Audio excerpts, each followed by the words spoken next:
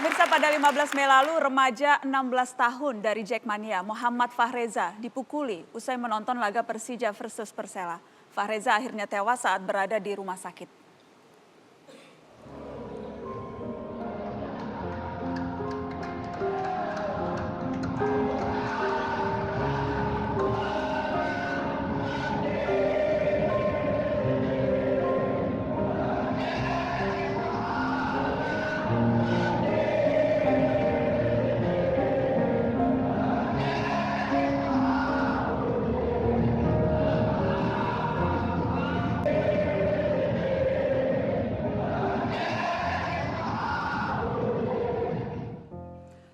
Dan sudah hadir di studio Mata Najwa kakak almarhum Fahreza, Suyatna. Mas Suyatna, terima kasih sudah hadir di Mata Najwa malam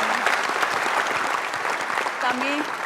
Kami turut berduka atas kehilangan keluarga. Saya tahu Mas dan keluarga berat sesungguhnya untuk hadir, tapi malam ini mau hadir untuk bercerita apa yang terjadi. Saya hargai kehadiran Mas Suyatna. Saya ingin tahu, jadi Fahreza ini memang sudah lama bergabung di Jackmania. Sejak umur berapa? 13 tahun. Sejak 13 tahun, Iya. memang selalu berusaha nonton. Berusaha nonton untuk nonton bela Persija.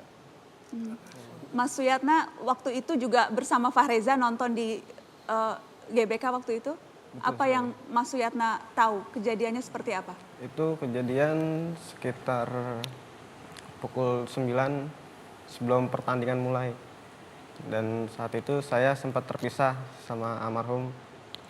Dan akhirnya pas sampai itu ketemu di ambulan dengan keadaan yang cukup lumayan parah, ya dengan luka lebam segala macam. Dan saat itu saya inisiatif untuk Waktu itu masih di ambulans masih sadar, Fahreza? masih sadar. Masih sadar? Iya. Sempat masih sadar. berbicara apa ke Mas Dia Suyatna? sempat bilang mau ketemu sama ibu pas di ambulan itu dan bilang cuman saya dipukuli dengan polisi A gitu. Ya. Saya dibagikan aqua botol, berubah harga aqua botol dibanding saya katanya. Ya, kalau aqua botol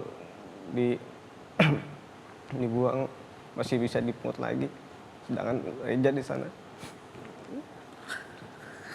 nggak bisa berbuat banyak. Dan saat itu saya coba untuk inisiatif bawa ke rumah sakit dengan keadaan yang udah nggak bisa itu lagi. Yang dikatakan Fahreza itu kemudian Mas Suyatna taruh di kaos. Iya, betul Boleh sekali. saya lihat biar pemirsa Mata Najwa juga bisa lihat, Mas Suyatna? 15 Mei 2015, Rest in Pride. Ya, teman-teman dan pemirsa bisa membaca apa yang tertuliskan. Jadi itu persis kata-kata yang adik Mas Suyatna sampaikan ke Mas Suyatna. Betul sekali. Begitu ya Mas? Iya. Terima kasih, boleh silahkan duduk lagi. Saya ingin ke Mas Basri, pendamping keluarga, apa yang sudah dilakukan untuk mencari tahu kronologis yang menimpa adik kita ini, Mas? Ya, selama ini kita cari keterangan dari teman-teman yang sejalan sama dia waktu nonton bareng.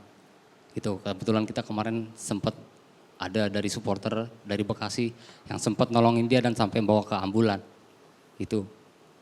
Cuma sampai sekarang dari supporter itu yang dari anak Bekasi mulai terputus komunikasi gitu.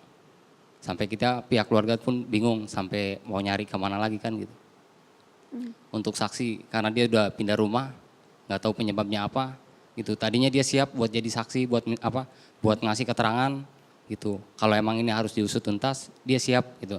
Tapi makin kemari dia tuh udah putus komunikasi. Tapi keluarga tetap inginnya mencari tahu siapa yang bertanggung jawab. Iya, keluarga mungkin dengan kematian almarhum, keluarga cukup bersabar, tabah dan terima. Yang penting keluarga berharap kasus ini terungkap dan siapa pelakunya itu ketahuan aja gitu. Jadi masalah proses hukumnya biar berjalan gitu, biar keadilan di negeri ini ditegakkan gitu.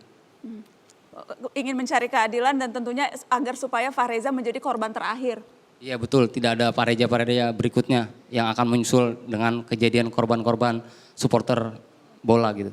Baik, terima kasih sudah hadir, kita kasih tepuk tangan.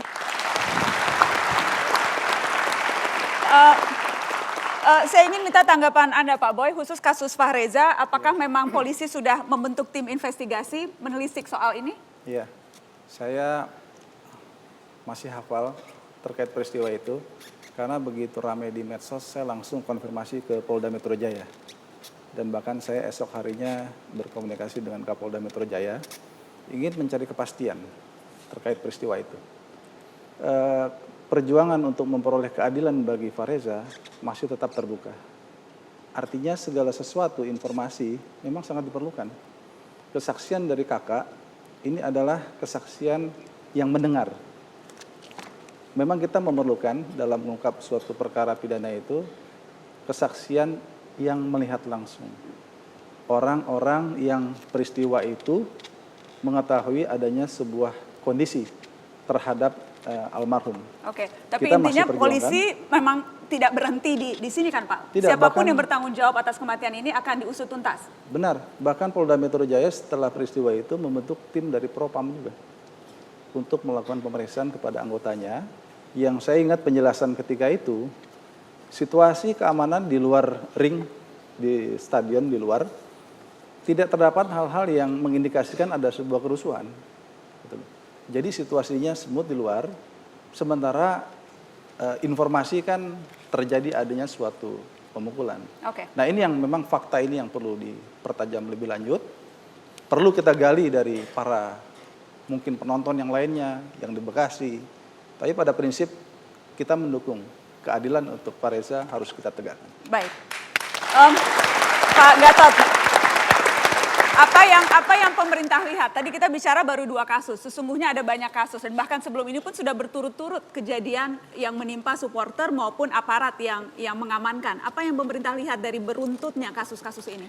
Yang pertama Mbak Najwa, tentu saja kami dari pemerintah turut berduka cita atas kejadian yang sampai menelan korban, bahkan yang sampai baik itu yang meninggal maupun yang luka parah dan luka ringan. Dalam konteks ini adalah sesuatu yang tidak kita inginkan.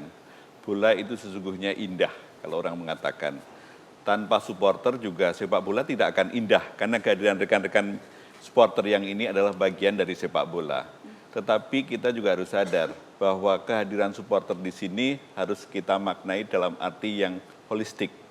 Kalau supporter itu bagian yang positif, karena wajar mereka itu mencintai klubnya, adalah hal yang normatif, di mana-mana universal. Entah sekarang yang terjadi di Copa America, di Euro 2016, itu sama gitu. Bahkan ada kejadian juga bersama. Tetapi kalau sampai itu terjadi kemudian, kalau di Inggris mengatakan hooliganisme, kemudian ada kerusuhan, dan di Indonesia pun juga ada. Prinsipnya harus ada kepatuhan pada peraturan. Peraturan itu kan bahasanya hanya 2, dilanggar atau dipatuhi. Dan hukumnya juga harus dipatuhi. Kalau itu dilanggar, kita lihat aturan yang di undang-undang itu berlapis-lapis. Ada undang-undang namanya Undang-Undang Sistem Keluarga Nasional. Oke. Kalau itu terjadi pada kasus kemarin di GBK, aturannya sudah jelas di pasal 51 bahwa penanggung jawab kegiatan keolahragaan itu clear siapa gitu, tanpa kita harus menyebut nama. Nggak apa-apa sebut nama Pak. Sebut nama, sebutlah di sini adalah PT GTS dan Persija. Oke. Kemudian apa pidananya, apa sanksinya ada di pasal 89. Itulah sebabnya Pak Menpora, Pak Imam Nahrawi cepat sekali bergerak. Bisa dibayangkan kalau misalnya kami tidak bersikap di hari Sabtu setelah sehari kurang dari 24 jam. Kemudian di hari Senin Pak Imam kemudian mengumpulkan, Baik. PSSI juga diundang, polisi diundang, presiden diundang. Itu akan menjadi kegaduhan politik yang lain. Jadi poinnya adalah bahwa ini tidak ingin kami itu terus berlangsung, makanya shock terapi yang kami lakukan pun juga cukup keras untuk itu. Oke, saya akan minta tanggapan. Saya akan minta tanggapan nanti ke teman-teman supporter dan juga PSSI, shock terapinya seperti apa? Apakah memang betul-betul sudah mengagetkan atau hanya terapi biasa-biasa saja? Kita akan bahas setelah pariwara.